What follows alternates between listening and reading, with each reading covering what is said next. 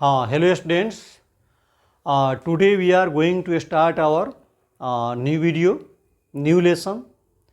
After a very long period of time, students, करीब करीब 1 साल गुजर गया. मैं भी अस्वस्थ था. कुछ रीजन्स थे, जिस रीजन के कारण जो है हम लोग टीचिंग जो है स्टॉप करना पड़ा हम लोगों को जो है. तो बहुत सारे विद्यार्थियों का, स्टूडेंट्स का रिक्वेस्ट आ रहा था कि सर जो है इसको शुरू किया जाए.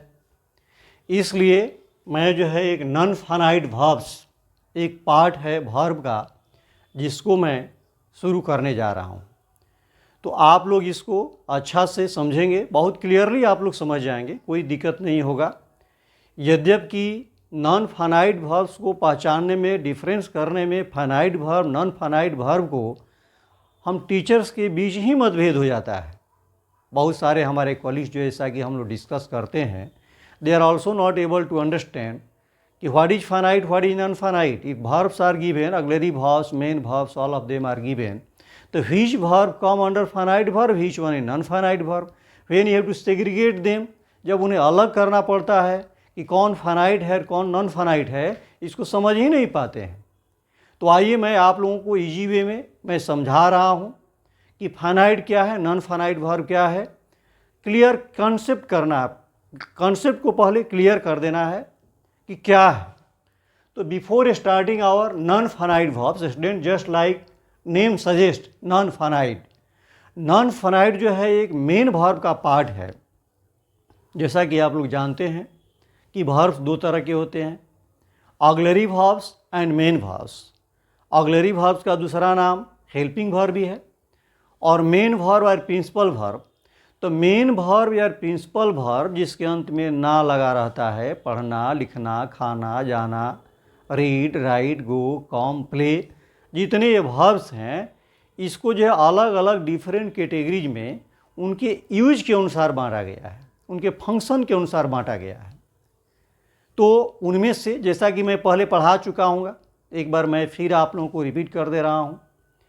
जैसे कि मेन वर्ब को पहला हो गया रेगुलर वर्ब, इरेगुलर वर्ब.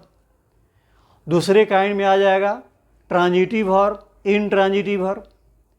तीसरा काइंड हो जाएगा dynamic verb and static verb. जो डायनेमिक, जिसमें गतिशीलता होती है, और स्टैटिक वर्ब जो थिंकिंग से, हमारी परसेप्शन से संबंधित होता है. और चौथा जो पार्ट है मेन वर्ब जिसको बांटा गया है, वो है finite and non finite verbs. तो फाइनाइट वर्ब किसे कहते हैं, नॉन फाइनाइट वर्ब्स किसे कहते हैं, तो आज हम लोग इसी को पढ़ने वाले हैं, non finite verbs. Non finite verbs क्या है? तो सबसे पहले before starting our non finite verbs, I would like to clear finite verbs. When you understand finite verbs, very easily you can understand non finite verbs. Okay, तो let us start here. Just like I have written the topic, non-finites. Non-finites are the verbs. You might have understood this very clearly. Before this, just I will try to teach you here finite verbs. Finite verbs. What are finite verbs? Finite verbs क्या है? The verbs, first I am writing definition. The verbs which have tense. The verbs which have tense are called finite verbs. Finite verbs. देखिए definition जो है, the verbs which have tense. तो tense मैं पहले ही पढ़ा चुका हूँ कि टेंस क्या होता है. यानी टेंस में हम वर्ब फॉर्म पढ़ेंगे, जिससे कि टाइम होना चाहिए. दोनों टर्म इसमें रिलेटेड है टेंस से. आप लोगों को टेंस बैक साइड में जाना होगा. बैक साइड में पढ़ा चुका हूँ टेंस को वेरी क्लियरली. टेंस को मैं बहुत क्लियर रूप से मैं पढ़ा चुका हूँ कि टेंस का कॉन्सेप्ट क्या है, डिफरेंट पार्ट्स ऑफ टेंस कौन कौन है, फॉर्म्स हैं, कैसे रिकॉग्नाइज करना है. तो कॉन्सेप्ट में आना होगा. The verbs which have tense are called finite verbs. वैसे वर्ब, बस सिंपल डिफिनीशन, वैसे वर्ब जिसका टेंस होता है उसको कहते हैं फाइनाइट वर्ब। तो भाई टेंस होता क्या है, टेंस किसे कहते हैं? The form of the verb which denotes the time of action. Tense में हम क्या पढ़ते हैं? फॉर्म ऑफ द वर्ब को, जिसमें टाइम ऑफ एक्शन बताता है, एक्शन होगा और एक्शन से टाइम आना जरूरी है, उसी को कहते हैं टेंस। तो ये जो है बिल्कुल टेंस पर ही आधारित है। टेंस को दिमाग में क्लियर रहेगा तो आप समझ जाएंगे फाइनाइट वर्ब्स। यानी दूसरा डिफिनीशन हो जाता है such type of verbs which are controlled by the number and person of the subject as well as tense। यानी वैसे वर्ब जिसका नंबर एंड पर्सन होता है। सब्जेक्ट अगर सिंगुलर है तो वर्ब सिंगुलर आएगा, अगर सब्जेक्ट प्लूरल है तो वर्ब प्लूरल आएगा। फर्स्ट पर्सन का सब्जेक्ट है तो उसके अनुसार वर्ब का यूज करेंगे, सेकेंड पर्सन का सब्जेक्ट है तो उसके अनुसार वर्ब यूज करेंगे, और थर्ड पर्सन का सब्जेक्ट है तो उसके अनुसार वर्ब का हम यूज करेंगे। ठीक है, तो सिंपल शॉर्ट फॉर्म में बता दूं, the verbs which have tense are called finite verbs. वैसे वर्ब जिसका टेंस होता है उसी को क्या कहते हैं? फाइनाइट वर्ब्स कहते हैं। Are you getting at my point? Are you grasp? समझ में आ रही है? सच एज, अब ध्यान दीजिए, such as, such as means होता है एग्जाम्पल। जैसे एग्जाम्पल देखिए, I teach you, I teach you, I have to teach you, I have to teach you, I am going to teach you non finites, I am going to teach you non finites, मैं आप लोगों को non finites पढ़ाने जा रहा हूँ। देखिए, I have given 3 examples here, ध्यान दीजिएगा। आई टीच यू, कितने वर्ब्स हैं इसमें? केवल सिंगल वर्ब आ रहा है। देखिए, आई टीच, इसका टेंस क्या हो गया? Which tense? Simple present. देखिए V1 या V5 ये सिंपल प्रेजेंट टेंस हो गया, बिल्कुल इससे क्लियर आ रहा है। I have to teach you, मुझे आप लोगों को पढ़ाना है। अब इसमें बताइए कि टेंस कहाँ पर है? टू, 2 वर्ब है इसमें, हैव और टू टीच, हैव और टू टीच। तो हमारा देखिएगा फाइनाइट वर्ब जिससे हमारा टेंस का पता चलेगा, टू टीच से पता नहीं चलेगा। जब मैं नॉन फाइनाइट बताऊंगा तो आपको क्लियर कराऊंगा। ये टू टीच हमारा फाइनाइट नहीं है, हमारा टाइम का पता इसे चलता है, इस वर्ब से पता चलता है। आई हैव, हैव जो है प्रेजेंट परफेक्ट टेंस का है, have, I have to teach you present tense है, इसलिए हैव से पता चलता है कि हमारा टेंस जो है प्रेजेंट में है। I am going to teach you, देखिए यहाँ पर 3 वर्ब है, एम, गोइंग और टू टीच। कितने वर्ब हैं यहाँ पर? 3 है, 3 वर्ब्स है, एम, गोइंग और टू टीच। इससे किससे टेंस का पता चलता है? टाइम किससे पता चलता है? इसमें टू टीच जैसा कि बता चुके हैं, इससे नहीं क्लियर होगा। गोइंग, गोइंग से भी पता नहीं चलेगा, हमारा टाइम पता चलेगा एम से। I am going to teach you, time किससे पता चल रहा है? एम से पता चल रहा है। इसलिए हमारा जिसका टेंस पता चलता है जिस वर्ब से, इसी को कहते हैं फाइनाइट वर्ब। एफ भी, ये फाइनाइट वर्ब हो गया, एफ भी फाइनाइट वर्ब हो गया। समझ में आया है? और थोड़ा सा एग्जाम्पल देखिए, एक एग्जाम्पल के माध्यम से मैं आप लोगों को बता रहा हूँ, एक ही एग्जाम्पल मैं दे रहा हूँ।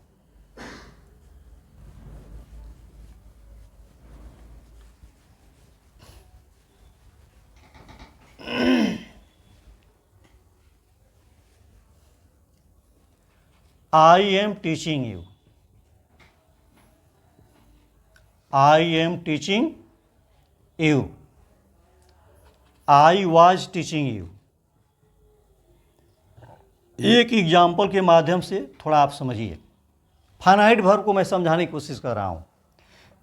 I shall be teaching you, I shall be teaching you. ध्यान देखिएगा, इसमें तीनों सेंटेंस में पहला में कितने वर्ब्स हैं? How many verbs are? बोलिए, कितने वर्ब्स हैं? 2 वर्ब हैं, एम और टीचिंग, 2 वर्ब है। इसमें भी वाज और टीचिंग 2 वर्ब है। इसमें भी शैल, एक बी आ गया, 3 वर्ब आ गया इसमें। शैल बी, शैल हो गया, बी हो गया और टीचिंग हो गया। ठीक है, अब बताइए, इसमें हमारा डिफिनीशन है the verbs which have tense. जिस वर्ब का टेंस होता है उसको फाइनाइट वर्ब कहते हैं। तो इसमें ये बताया टीचिंग यहाँ भी है, टीचिंग यहाँ भी है, टीचिंग यहाँ भी है, तीनों में टीचिंग है। देख रहे हैं आप लोग, टीचिंग तो तीनों में है। तो क्या टीचिंग से हमारा टाइम पता चलता है? चलता है कि नहीं? टेल, टीचिंग से पता चलता है टाइम? नहीं चलेगा। क्यों? अब अगर मान लीजिए कि हमारा टीचिंग से ही चलता है, हम मानते हैं कि हमारा टाइम किस में है? टीचिंग में है। मान कर चलते हैं, चलिए मान कर चलते हैं कि हमारा टाइम किस में है? टीचिंग में है। तो टीचिंग में अगर टाइम है तो आई एम टीचिंग, ये प्रेजेंट टेंस हो गया, प्रेजेंट कंटिन्यूअस हो गया। तो जब एक बार प्रेजेंट कंटिन्यूअस हो गया, टीचिंग वही है, वो चेंज नहीं हो रहा है, तो हमारा टीचिंग यहाँ भी, ये भी प्रेजेंट कंटिन्यूअस होना चाहिए। तो क्या ये प्रेजेंट कंटिन्यूअस है? आई वाज टीचिंग यू, मैं तुमको पढ़ा रहा था, हमारा टाइम क्या हो गया? पास्ट हो गया। तो भाई यहाँ भी टीचिंग है, यहाँ भी टीचिंग है, दोनों में टीचिंग सेम है। अगर इसमें हमारा टाइम होता तो ये प्रेजेंट टेंस है, तो ये भी प्रेजेंट टेंस होता। टीचिंग टीचिंग तो वहीं आ रहा है। अगर यहाँ भी टीचिंग यहाँ आया हुआ है, इसका मतलब कि ये भी हमारा प्रेजेंट ही होता, लेकिन हो क्या गया? फ्यूचर हो गया। इसका मतलब ये कहना कि टीचिंग में हमारा टाइम है, ये हमारा गलत है। टीचिंग में कोई टाइम नहीं है। तो टाइम हमारा पता किससे चल रहा है? एम से। तो जिसमें टाइम है, जिसमें टेंस हो, देखिए टेंस का मतलब टाइम, वैसा वर्ब जिसमें टाइम का पता चले। वर्ब तो है यहाँ भी, लेकिन इसे टाइम का पता नहीं चलता, इसलिए टेंस के अंदर नहीं आएगा। इसको हम टेंस नहीं कहेंगे। टीचिंग टीचिंग टीचिंग ये टेंस नहीं है, ये वर्ब फॉर्म है। टेंस में मैं अच्छा से बताया हूँगा। थोड़ा सा बैक साइड में जा करके टेंस पार्ट को खोलेंगे आप लोग, कॉन्सेप्ट ऑफ टेंस। ठीक है, आप उसको अच्छा से दिमाग में समझ लेंगे, very clearly it will be understood, बहुत आसानी समझ में आ जाएगा। तो हमारा जो है टीचिंग में टाइम नहीं है, यहाँ भी टाइम नहीं है, यहाँ भी टाइम नहीं है। अगर टीचिंग में टाइम होता, ये समझ लीजिएगा कि ये अगर प्रेजेंट टेंस है तो ये भी प्रेजेंट होता, ये भी प्रेजेंट होता। लेकिन हम देखते हैं कि ये तो प्रेजेंट है, लेकिन ये टीचिंग यहाँ भी ये हो गया पास्ट, और ये क्या हो गया? फ्यूचर। इसलिए हमारा ये कहना कि टीचिंग में टेंस है यानी टाइम है, इसमें गलत है। इसमें टेंस नहीं है, इसलिए हमारा पार्ट जो ये फाइनाइट नहीं हुआ। फाइनाइट का डिफिनीशन है कि जिस वर्ब का टेंस होगा उसी को हम कहेंगे फाइनाइट वर्ब। यानी एम है, एम से टाइम का पता चल रहा है, इसलिए हम इसको फाइनाइट वर्ब एफ भी लिख रहे हैं।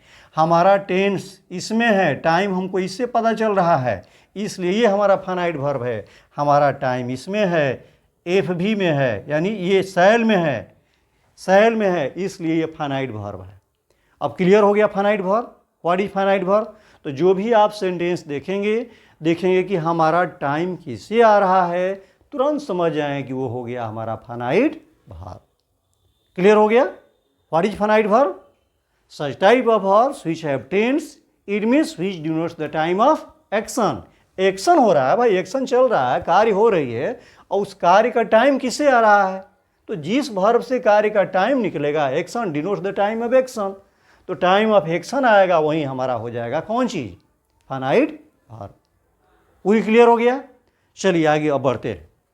वीडियो थोड़ा लंबा होगा चूँकि कॉन्सेप्ट है, नॉन फाइनाइट है, इसको समझना है आप लोगों को, इसलिए थोड़ा सा ध्यान देंगे। तो मैं इरेज दिस, आप लोग नोट करते जाइएगा।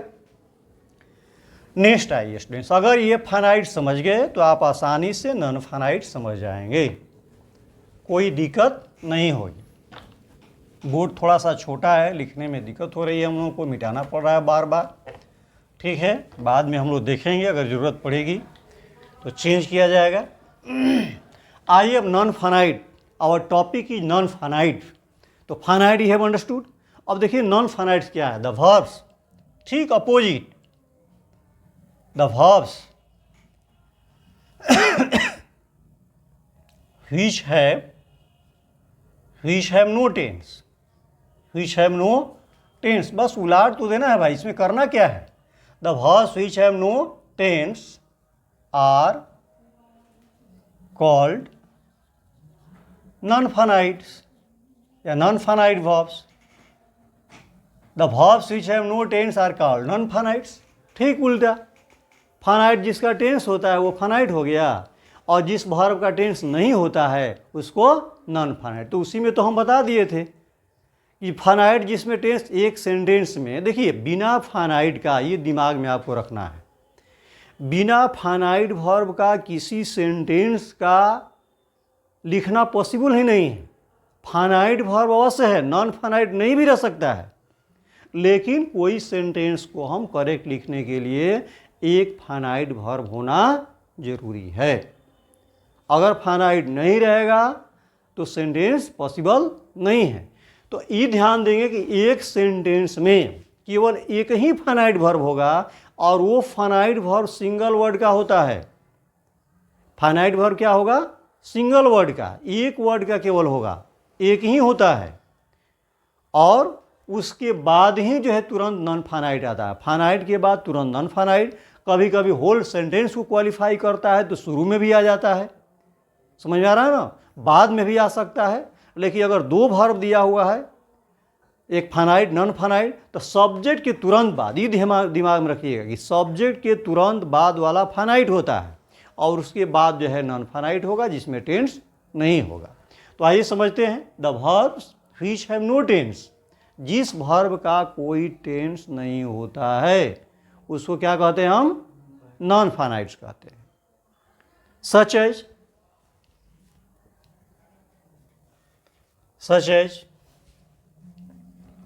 आई have to teach you, I have to teach you, non finites. मान लीजिए आगे चल रहा है, I had to teach you, I had to teach you, non finites, आगे नहीं लिख रहे हैं।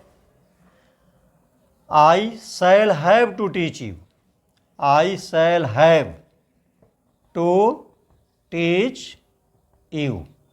देखिएगा सेंटेंस में आप इसमें फाइनाइट आराम से निकाल सकते हैं कि किसका टेंस है, टेंस किसका है, बहुत क्लियरली मैं सेंटेंस बता चुका हूँ। यहाँ पर देखिए to teach, to teach, to teach, और एक हैव आ गया है। यहाँ पर मैंने आपको बताया कि फाइनाइट वर्ब सब्जेक्ट के बाद होता है, और एक सिंगल वर्ड का होता है फाइनाइट वर्ब, दिमाग में रखेंगे, सब्जेक्ट के तुरंत ही बाद, तो जिससे टाइम का पता चलेगा। अगर उससे आपको समझ में नहीं आया तो तुरंत सब्जेक्ट के बाद वाला देखेंगे, जो सटा हुआ तुरंत हो तो वो फाइनाइट हो जाएगा, उसी से टाइम का पता चलता है। इसमें किससे टाइम का पता चलता है बताइए। आज देखिए, I have to teach you, मुझे आप लोगों को पढ़ाना है, मुझे आप लोगों को पढ़ाना है, यानी प्रेजेंट में आ रहा है। तो प्रेजेंट हमारा इससे आ रहा है, प्रेजेंट इससे नहीं आ रहा है। प्रेजेंट हमारा देखिए, अब इसमें आई हैड टू टीच, ये पास्ट हो गया, मुझे आप लोगों को पढ़ाना पड़ा या पढ़ाना था, और I shall have to teach you, मुझे आप लोगों को पढ़ाना होगा, पढ़ाना होगा फ्यूचर में। तो बताइए to teach, to teach, to teach तो उसी में है, तो क्या उससे जो है टाइम का पता चल रहा है?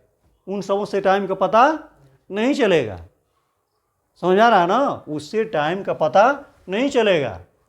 इसलिए कि अगर इसमें टाइम का पता चलता तो तीनों में अगर प्रेजेंट है तो प्रेजेंट ही रहता।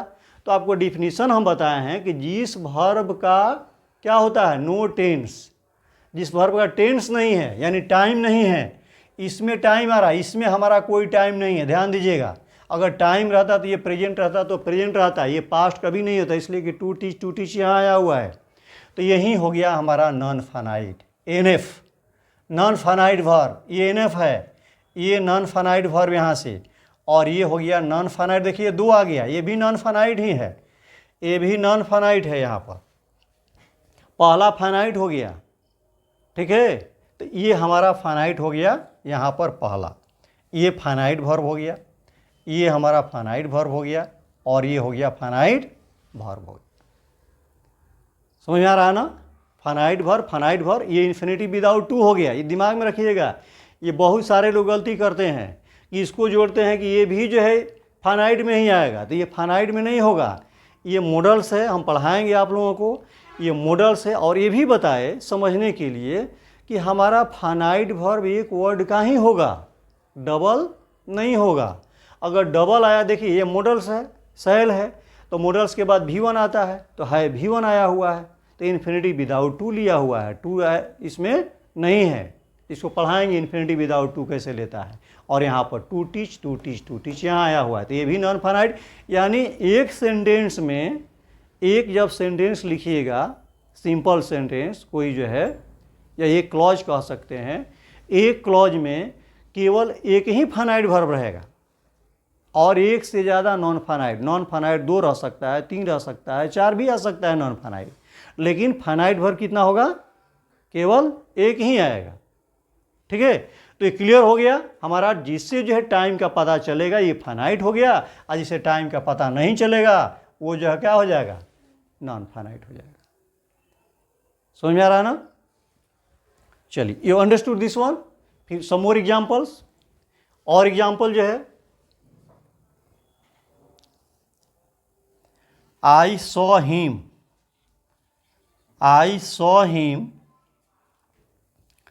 reading a book. I saw him reading a book.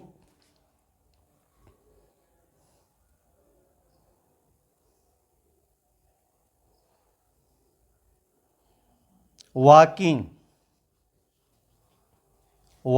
is a good exercise. Walking is a good exercise. इसी को हम लिख सकते हैं टू वॉक, या टू स्विम लिख देते हैं। To swim is good for health. To swim is good for health. Swimming करना क्या होता है? हेल्थ के लिए अच्छा होता है। अब देखिए, आई सॉ हिम, इसमें टेंस किससे पता चल रहा है? देखिए, 2 वर्ब है, एक सॉ है, एक रीडिंग है। वर्ब पहले अंडरलाइन कर लीजिए आप लोग। एक वॉकिंग है, एक इज है। यहाँ पर टू स्विम है और इज है। वर्ब अंडरलाइन कर लीजिए, और अंडरलाइन करके इसको पता कर लीजिए कौन फाइनाइट है और कौन नॉन फाइनाइट है। तो I saw him reading a book, इसमें फाइनाइट कौन है, कौन नॉन फाइनाइट है? I saw him reading a book, ये जो है कौन, सॉ क्या है? फाइनाइट है कि नॉन फाइनाइट है? ये जो हो गया फाइनाइट। देखा, मैंने उसको देखा, V2 फॉर्म है। V2 प्योर जो है पास्ट टेंस होता है, ये टाइम देता है। आई सॉ हिम, वो क्या कर रहा था? रीडिंग ए बुक, वो बुक पढ़ रहा था, इसलिए ये नॉन फाइनाइट हो गया। पहला अगर फाइनाइट निकाल लिए, बाकी बच गया नॉन फाइनाइट हो गया। वॉकिंग इज, देखिए हमारा टाइम वॉकिंग से नहीं पता चल रहा, वॉकिंग ये सब्जेक्ट की जगह पर है। Walking is a good exercise, ये वर्ब के पहले आ रहा है, यानी वो सब्जेक्ट हो गया। ठीक है, तो यहाँ हमारा फाइनाइट ये हो गया, ये नॉन फाइनाइट हो गया। यहाँ पर ये नॉन फाइनाइट है। ठीक है, और ये क्या है? फाइनाइट है। फिर टू स्विम ही जो है ये नॉन फाइनाइट है, ये भी सब्जेक्ट का काम कर रहा है, और फाइनाइट हमारा यहाँ हो गया। क्लियर, समझ में आ गया है नॉन फाइनाइट क्या होता है? What is non finite? एक बार और मैं दोहरा दूं, नॉन फाइनाइट क्या है? वैसे वर्ब जिसका क्या होता है? टेंस, हाँ, जिसका कोई टेंस नहीं होता है, वो नॉन फाइनाइट। और फाइनाइट क्या हो गया? जिसका टेंस होता है। तो हमको नॉन फाइनाइट पढ़ना है। फाइनाइट को हटा देना, जिसका टेंस होता है, यानी सब्जेक्ट के बाद तुरंत ही आता है, तो वो फाइनाइट हो गया। बाकी जो बचा वो क्या हो गया? नॉन फाइनाइट हो गया, जिसका कोई टेंस नहीं होता है। यानी जो नंबर एंड पर्सन और टेंस के द्वारा अगर इसमें सब्जेक्ट हम बदलेंगे तो भी चेंज नहीं होगा। सब्जेक्ट अगर चेंज करेंगे तो वो चेंज नहीं होता है। ये क्लियर हो गया कि और एग्जाम्पल दें इसको क्लियर करने के लिए? It is clear I think. May I erase this? Note, have noted? Note हो गया? चलिए नोट कर लीजिएगा। हाँ, चलिए एक एग्जाम्पल और देख लीजिए थोड़ा सा। फाइनाइट नॉन फाइनाइट को क्लियर करने के लिए एक एग्जाम्पल और देखिए। इसका डिफिनीशन एक और है कि such type of verbs which are not controlled by the number and person of the subject as well as tense। यानी सब्जेक्ट के नंबर पर्सन के द्वारा भी जो कंट्रोल नहीं होता है। यानी इसकी उपमा वैसे दी जा सकती है कि जो बच्चे अपने माता पिता के डिसिप्लिन होते हैं, आज्ञाकारी होते हैं, ऑर्डर का पालन करते हैं, उसको फाइनाइट वर्ब कहेंगे। और जो बच्चे इनडिसिप्लिन होते हैं, जो अपने माता पिता के आज्ञा का पालन नहीं करते हैं, उसको नॉन फाइनाइट वर्ब कहते हैं। बस यही समझना है कि जो सब्जेक्ट के अनुसार चलते हैं, अगर सब्जेक्ट बदलता है तो वर्ब बदलेगा, अगर उसका पर्सन नंबर चेंज हो रहा है तो वर्ब बदल रहा है, तो वो फाइनाइट हो गया। और जिस वर्ब पर उसका कोई प्रभाव नहीं पड़े, कहे कि आप जो पर्सन चेंज कीजिए, चाहे टेंस चेंज कीजिए, चाहे जो कुछ कीजिए, मैं चेंज होने वाला नहीं हूँ, तो उसको समझिएगा आप नॉन फाइनाइट। आइए इसको अब ध्यान दीजिए। एक और example, I see you reading a book. ध्यान समझिएगा जो मैंने डिफिनीशन बताया, I see you reading a book. मैं आपको ये किताब पढ़ते हुए देखता हूँ। I saw you reading a book. ये बुक यहाँ पर है, I saw you reading a book. मैंने आपको ये किताब पढ़ते हुए देखा। ही सीज यू, देखिएगा यहाँ पर रीडिंग ए बुक, यही समझना है, he sees you reading a book.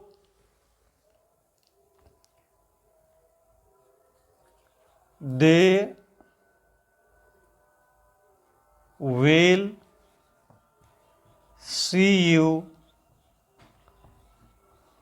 Reading a book. They will see you reading a book.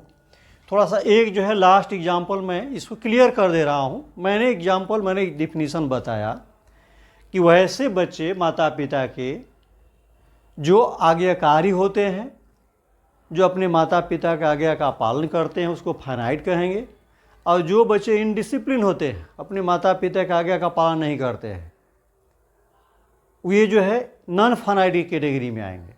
यानी वैसे वर्ब जो सब्जेक्ट का कहना मानते हैं, सब्जेक्ट के अनुसार चलते हैं, टेंस के अनुसार चलते हैं, उसको फाइनाइट कहेंगे। और जिस पर टेंस का, सब्जेक्ट के पर्सन और नंबर का कोई प्रभाव नहीं पड़ेगा, उसमें कोई चेंज ही नहीं रहेगा, उसको नॉन फाइनाइट कहेंगे। देखिए पहले, आई see you reading a book. मैं आपको एक किताब पढ़ते हुए देखता हूँ। अगर सब्जेक्ट आई है तो यहाँ पर सी आया हुआ है, V1 आया हुआ है, ध्यान दीजिएगा। रीडिंग ए बुक, यहाँ पर रीडिंग आया हुआ है, दो वर्ब है इसमें, सी है और रीडिंग है। अब थोड़ा सा मैंने टेंस चेंज कर दिया, टेंस का भी प्रभाव उस पर है। I saw you reading a book, मैंने आपको एक किताब पढ़ते हुए देखा। यहाँ पर जैसे ही टेंस चेंज किया तो सी का सॉ हो गया। यानी जब टेंस चेंज किए तो ये बदल गया। लेकिन क्या कौन सा ऐसा वर्ब है जो चेंज नहीं हुआ है? रीडिंग। तो जो वर्ब चेंज नहीं होगा, जो कह रहा है कि आप जो टेंस चेंज कीजिए या चाहे सब्जेक्ट चेंज कीजिए, हम पर कोई प्रभाव पड़ने वाला नहीं है, वो थेथर है। जैसे यहाँ देखिए, ही सीज यू, यहाँ पर ये रीडिंग है, ये लिखे नहीं है, ये मत समझिएगा। He sees you reading a book. जिसको कितना भी कीजिए, कहता है कि आप जो कीजिए ना, मैं चेंज होने वाला नहीं हूँ। अब यहाँ पर सब्जेक्ट बदल कर देखें, यहाँ पर सब्जेक्ट बदले अगर ही कर दिए थर्ड पर्सन सिंगुलर नंबर में, तो क्या आ गया? सी का यहाँ सी था, यहाँ क्या हो गया? सीज हो गया। तो ये तो चेंज हो गया, लेकिन देखिए रीडिंग में कोई चेंज हुआ है? नहीं हुआ है। टेंस चेंज किए थे, रीडिंग में चेंज हुआ है? नहीं हुआ है। फिर टेंस में बदल रहा हूँ, यहाँ पर फ्यूचर कर रहा हूँ यहाँ पर, तो यहाँ पर विल सी आ गया। सी है लेकिन यहाँ इसके साथ विल आ गया एक थे, ठीक है, तो विल आ गया यहाँ पर। सी तो वही है, दूसरा चीज़ हो गया। और रीडिंग, लेकिन एक यहाँ पर है रीडिंग रीडिंग रीडिंग, इसमें कोई चेंज नहीं हो रहा है, कोई परिवर्तन नहीं हो रहा है। तो जो वर्ब जो है, कहिए कि चाहे सब्जेक्ट चेंज कीजिए, चाहे टेंस चेंज कीजिए, चाहे पर्सन का नंबर चेंज कीजिए, ये पर्सन हो गया, फर्स्ट पर्सन का है, ये थर्ड पर्सन का है, इसको चेंज किए तो ये चेंज हो गया। तो यही ध्यान देना है कि जो चेंज हो जा रहा है वो फाइनाइट वर्ब हो गया, इसको आप कहेंगे फाइनाइट वर्ब। ये फाइनाइट वर्ब हो गया, ये फाइनाइट वर्ब हो गया, इसमें ये फाइनाइट वर्ब हो गया, इसमें दो नॉन, ये अब ये नॉन फाइनाइट बन गया, ये अब बन गया नॉन फाइनाइट, और नॉन फाइनाइट एक यहाँ है, नॉन फाइनाइट यहाँ है, नॉन फाइनाइट यहाँ है और नॉन फाइनाइट यहाँ है। यानी जिस पर कोई प्रभाव, रीडिंग चारों सेंटेंस में रीडिंग सेम है, इसमें कोई चेंज होने वाला नहीं है, परिवर्तन नहीं होने वाला है, चाहे हम उसका टेंस चेंज करें, चाहे सब्जेक्ट का पर्सन और नंबर। यानी नॉन फाइनाइट का ना पर्सन होता है, ना क्या होता है, नंबर होता है, ना टेंस होता है, तीनों नहीं होता है। ना पर्सन होगा, ना नंबर होगा, ना सिंगुलर प्लूरल होगा। उसे कोई मतलब नहीं है कि वर्ब सिंगुलर है तो सब्जेक्ट सिंगुलर है तो वर्ब सिंगुलर रहेगा, फर्स्ट पर्सन का है तो फर्स्ट पर्सन के अनुसार आएगा, टेंस है यहाँ पर प्रेजेंट है तो प्रेजेंट के अनुसार, कोई इस पर प्रभाव पड़ने वाला नहीं है। तो ऐसे ही वर्ब्स को हम कहेंगे नॉन फाइनाइट। मुझे आशा है आप लोग क्लियरली समझ गए। आइए अब